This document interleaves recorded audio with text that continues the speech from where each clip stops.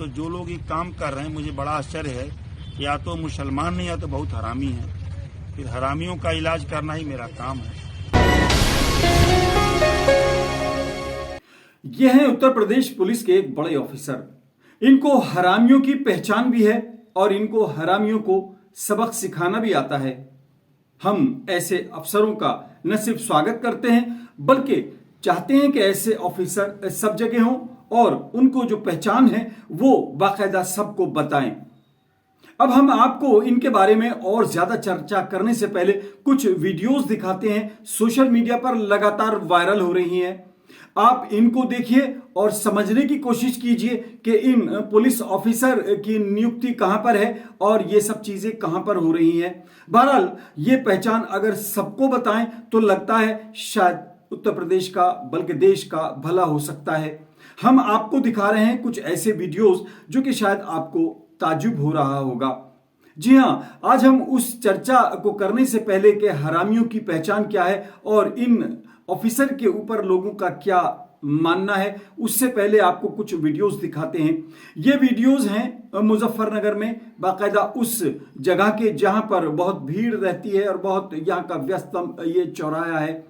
यहां पर तमाम चीजें हो रही हैं और हम आस्थाओं के बीच में कभी नहीं आना चाहते और हम चाहते हैं कि आस्थाओं का सम्मान किया जाए। यही वो आस्थाएं हैं जिनकी वजह से स्कूल बंद हैं, कॉलेजेस बंद हैं, बच्चे स्कूल नहीं जा रहे हैं, पढ़ाई नहीं कर रहे हैं और आस्था तमाम जो है आपको खुलेआम नजर आ रही है और उसको सलाम किया जाए, बाकायदा आस्था का सम्मान किया जाए। और हम अब आपको लिए चलते हैं मेरठ में, जहां पर ये तमाम आस्था का जो एक आप सबूत देख रहे हैं। यहां पर एक मौका ऐसा भी आया कि आस्था के बीच जब दो लोगों में टकराव हुआ और पुलिस वहां पर पहुंची तो बाकायदा पुलिस को भी बताया गया कि आस्था से बड़ा तो कोई नहीं है और यहां पर पुलिस मौजूद भी थी और बाकायदा सब चीजें हुई।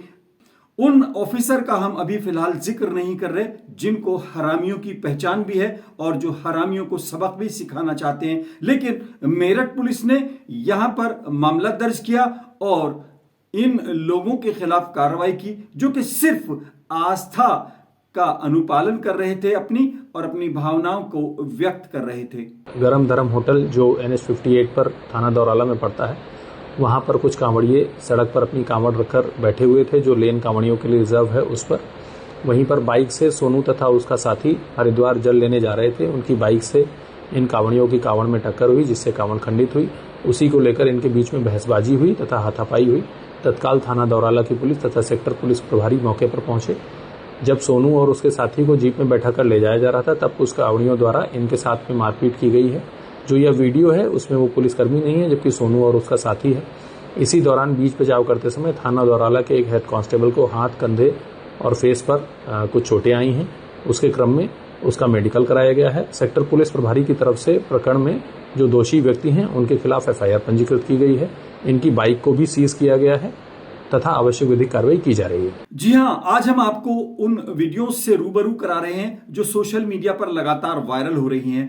कहां की हैं, कहां की नहीं, हम इस मामले में न पढ़कर आपको सिर्फ दिखा रहे हैं कि खुलेआम सड़कों पर आस्था का प्रदर्शन किया जा रहा है और बाकायदा उसका सम्मान किया जा रहा है। कई जगहों पर तो पुष्प वर्षा भी हुई, कई जगहों पर हेलीकॉप्टर से भी पुष्प वर्षा हुई। हम तमाम इन चीजों का सम्मान करते हैं और चाहते हैं कि इनका भी सम्मान किया जाए और ये अपनी आस्था को व्यक्त करें और अपने इरादों को एक तरह से पूरा करें। लेकिन अब हम आपको लिए चलते हैं एक पुलिस ऑफिसर के पास जिनका बयान पहले आपको हम पूरा सुनवा देते हैं, फिर इस पर चर्चा करेंगे। सच्चा मुसलमान जो है कभी इस तरह काम नहीं कर सकता है। तो जो लोग ये काम कर रहे हैं, मुझे बड़ा आश्चर्य है कि या तो मुसलमान नहीं या तो बहुत हरामी है। फिर हरामियों का इलाज करना ही मेरा काम है।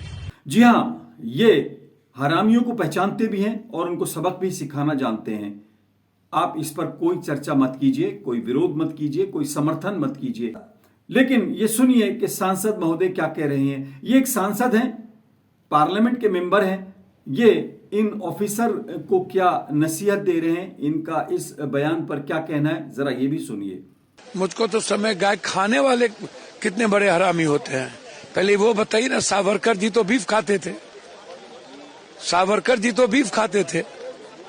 और लगभग लोग बीफ खाते हैं, उस रामपुर के एसपी को भेज दो नॉर्थ में और गोवा में, तब इनको औकात का पता चलेगा कि इस देश के कितने हिंदू और कितने सनातनी बीफ खाते हैं। जी हां, हम हमेशा यही चाहते हैं कि कानून का पालन हो और देश का सम्मान हो और देशवासियों की आस्थाओं का भी सम्मान हो। तमाम लोग अपनी अपनी आस्थाओं को व्यक्त करें, किसी को परेशान किए बगैर। अगर कोई नमाज 5 मिनट की भी पढ़ता है तो उसके लिए सड़क को बंद किया जाना बिल्कुल गलत है और उस पर पाबंदी लगी हुई है। लोगों के एक तरह से खिलाफ बहुत सख्त कार्रवाई नमाज पढ़ने को लेकर हुई है और कानून के दायरे में ही हुई होगी। अभी आप जो देख रहे हैं ये सोशल मीडिया पर लगातार आप भी देख रहे हैं। ऐसे पुलिस ऑफिसर भी आपने देखे हैं जो कि न सिर्फ हरामियों को पहचानते हैं बल्कि उनको सबक भी सिखाना जानते हैं। हालांकि इन पुलिस ऑफिसर ने एक लिखित बयान जारी किया है कि मेरा संदर्भ ये नहीं था, मैं कुछ और कहना चाहता था, मेरा संदर्भ कुछ और था। बहरहाल इन्होंने जो कहा वो भी आपने सुना, जो इन्होंने सफाई दी वो भी आप समझने की कोशिश कीजिए, लेकिन इतना जरूर है कि क्या कुछ हो रहा है ये भी आप समझिए। आपसे रिक्वेस्ट है कि इस छोटे से चैनल को आप सब्सक्राइब कीजिए ताकि आपकी आवाज को उठाया जा सके। आज फिलहाल इतना ही। अपने मेजबान आजाद खालिद को इजाजत दें।